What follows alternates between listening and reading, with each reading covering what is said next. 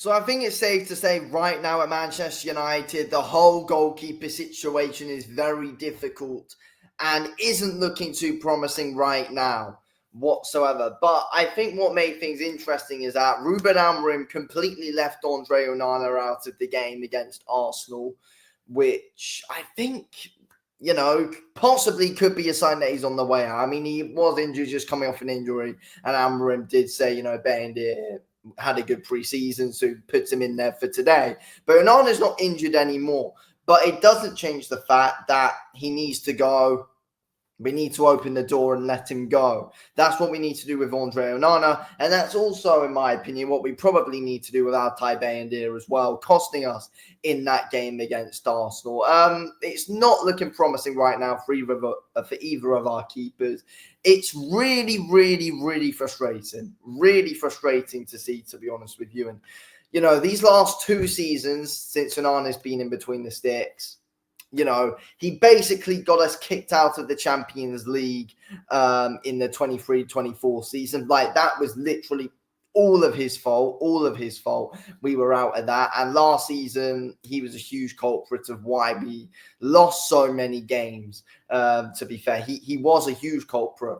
And Altay Bayındır doesn't look to be a promising backup keeper either. He had a great game against Arsenal in the FA Cup, but last season, but that was that, really, to be honest. And I think the search for the new goalkeeper right now for us, a possible new keeper, I mean, it seems like we've been trying to occupy that area and be wanting to have a look, but nothing's really, came to light about any situation of us signing any new goalkeepers. I mean, it looked like we were trying to go after Emi Martinez, but that looked like it was getting called off and all. It doesn't look like that's happening.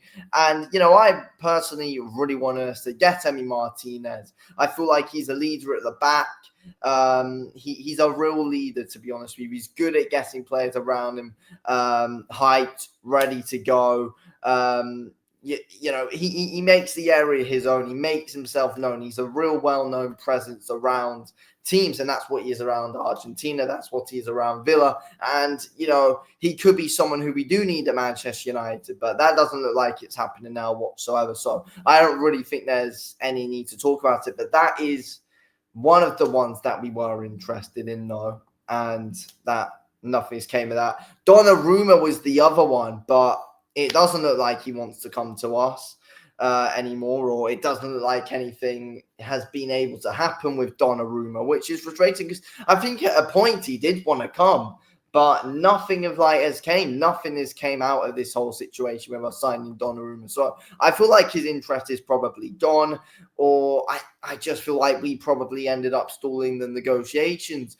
But again, nothing has came to light. Nothing has came to light about us signing Donnarumma whatsoever. So that is completely done. That's not going to happen.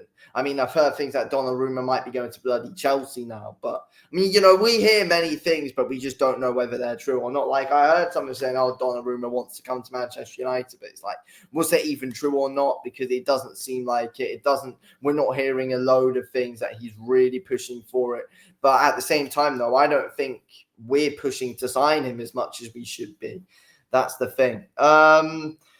Look, there are 2 guys right now who are possible. They're not Prem-proven. They're not the biggest profile. And that could be good, to be honest with you. And that is Sané Lammens and John Victor. Not the biggest profile names, but, when we have been signing these profile names, what's been happening? Look at what happened with Onana. We signed him, profile name. Shocking stuff. But, look, Sané Lammens, not a high-profile name. Young player, currently playing for Antwerp. He's got a bit about him. 100% he's got a bit about him. He's not got loads of experience, though. I think he's had 52 appearances for Antwerp. Again, though, promising player, definitely a promising goalkeeper. That he has got something about him 100%. We don't know loads on him, though. We don't know loads about him. But he's not a high-profile name. And in ways, it might be better that we don't go for a massive high-profile name. It probably could be. to be honest with you. It could be a risk going for a high-profile name and just trying to keep the pressure off them a bit. Sonny Lammens could be interesting. I don't know. But then, we look at John Victor, who, again, look, isn't the most high-profile name again. Isn't at all. But, again, he had a good Club World Cup. Good keeper, showed his worth there. To be honest with you, for Botafogo. I feel like it's an interesting one. I don't think this one will happen. But again, he is a goalkeeper who has something about him. But once again, he's not a high-profile goalkeeper. And I see why there could be backlash on that if we are to sign someone like John Victor or Sonny Lammens. I do get the backlash around that. Definitely I do. But I think the thing is